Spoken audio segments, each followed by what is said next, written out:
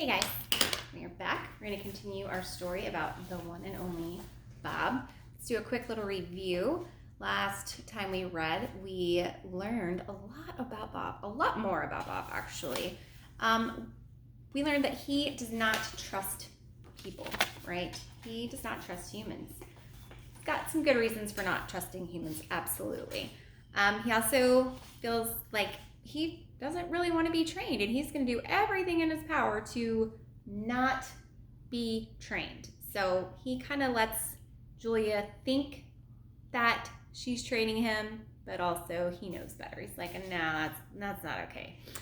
He did not do well when he was in the dog training class, doing these random zoomies just for show, trying to be a show off, kind of like a class clown, right? So not the best at that.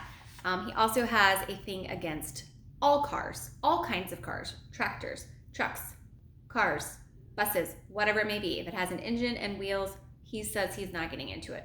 Again, totally understandable, seeing as how he was thrown out of a window of a car in a box with his siblings and left to die, basically, right? So he says it's understandable. I'm not getting in a car. They have done clicker training, where they will make a sound, and if he does what he needs to do, they will give him a treat. And so they tried to get him into the car using the clicker, and it did not work at all. And it was like they get a little closer, and he'd get a little closer and make them think he's gonna get in the car, and then nope, they look down, they're like, wait, where'd Bob go? Where'd he go? And he just thought that was great.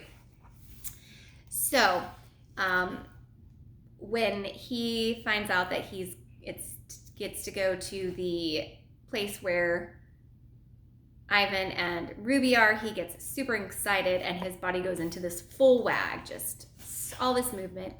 He still has not been in a car. He's totally fine with that. And so he says, dogs know good words and bad words. The good words like treat, walk, frisbee, bacon. They understand those words. However, they also know the bad puppy words like vet, no. Bath, nope, they don't want the bath. Dogs might like water, but they don't want the bath. I can assure you that is true. Both Jetta and Maverick love to swim. They love to go in the lake. They love water, but give them a bath and they're like, oh, it's the worst thing ever.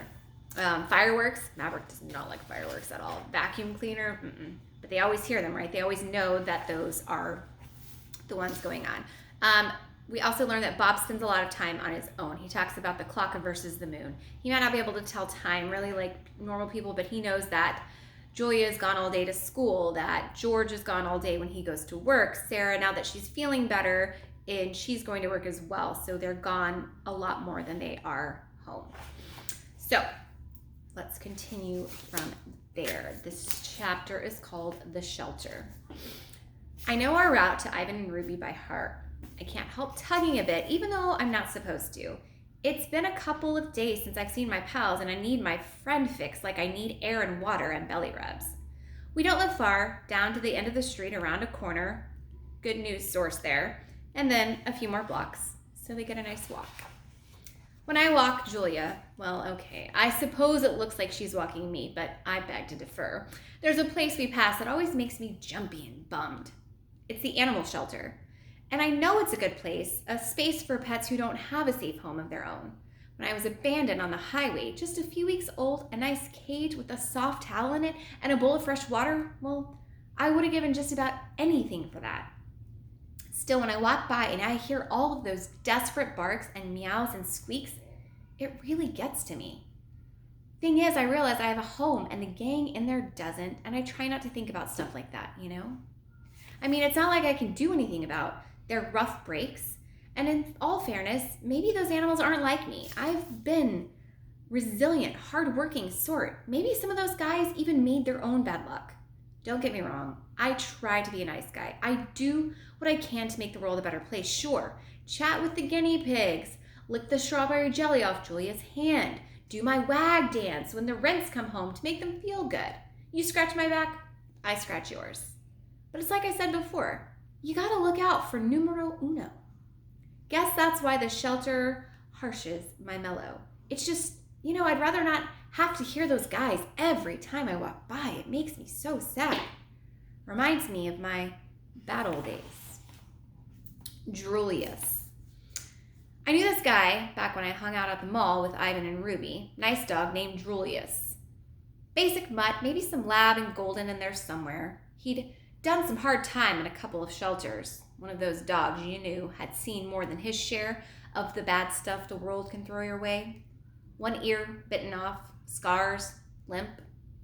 Julius lived in his backyard, winter, spring, summer, and fall. Chained up mostly. Flies on his food, empty water bowl way too often.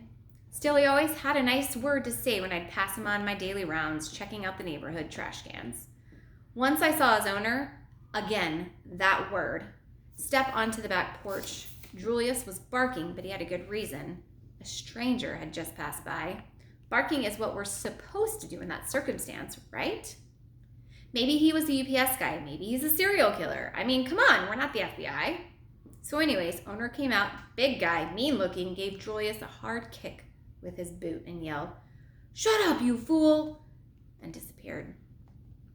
Julius looked at me, kind of embarrassed. We kept talking. A few minutes later, the owner came out again and put some towels on a line. Julius headed over there, tail between his legs, cowering and saying, "I'm sorry, I love you, I'm sorry, yours, I'm yours, I'm yours, I'm yours," with the whole dog being. Guy completely ignored him and headed back inside. "He's having a tough time," said Julius when the guy was gone. So Julius was standing up for his owner. You know, he's having a tough time, just let him be, it's okay. "He's a jerk," I said, because subtly is not my strong point. "No, he loves me, he does." "Well, he has a funny way of showing it." "Humans," said Julius, looking a sore on his leg. "You know how they can be." Boy, do I ever. But we got to stay true. We got to love them. We got to forgive them. I thought about that. I thought about it a lot. But why, I finally asked, why do we have to forgive them? Julius looked shocked and then confused, as if I had just asked why cheese tastes good. "It just does."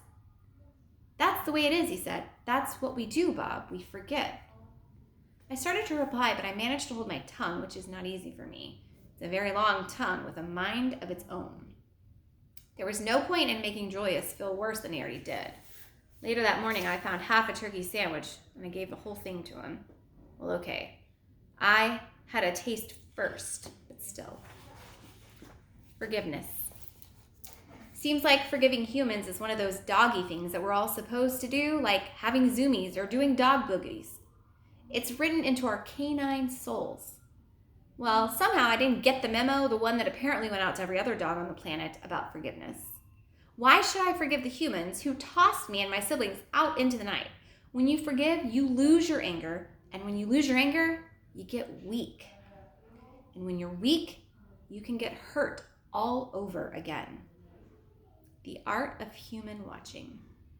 By the time we reach the park, the sky is definitely in a bad mood. Gray clouds galloping like panicked horses, the nervous scent of rain on the way, the kind that makes you antsy in your own skin.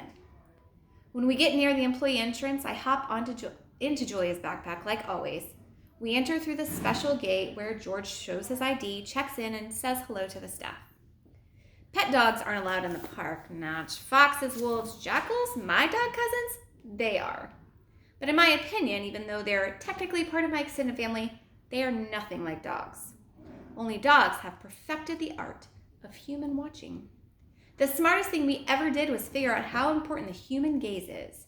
So often when we follow our owner's eyes, we are rewarded with something amazing. A smelly sock, a glazed donut that's fallen on a smelly sock. We follow every blink, every sidelong glance. We see it, whatever it is, before humans do. We understand before they do. And if there's a glazed donut involved, we eat it before they do. Puppy eyes. It's mid-morning, still pretty early. There aren't many visitors around yet. We've got a meeting in 20, George tells a couple of workers, Hank and Sonia, who groan. Just a quick one, going over contingency plans one last time, just in case there's any flooding. Remember, the storm is coming. During the last hurricane, a small part of the park flooded, mostly near Reptileville. George helped move cages. He came home smelling like cottonmouths and copperheads. It was all I could do not to barf. Weather Service just issued a tornado watch, Hank says. Well, I thought we were having a hurricane, Julia says. We are, Gus. Sometimes tornadoes are spawned during hurricanes, George explains. Julia frowns. But a watch means maybe not for sure, right? Yeah, but I want you to head home, George says. Just in case. Please, Dad, just 10 minutes, Julia says. She's using that special voice she reserves for moments when she really, really wants something from her parents. I don't know, George says. I promised Bob. I figure that's my cue to pop my head out and look adorable, so I do. Hey, Bob, says Hank. Sonia reaches over and scratches my ears. I'm pretty popular around the park. I give George my best puppy eyes, and he caves. 10 minutes tops, he says. Meet me right back here. Puppy eyes. Works every time. Mr. Oog. Here's how I figure puppy eyes got their start.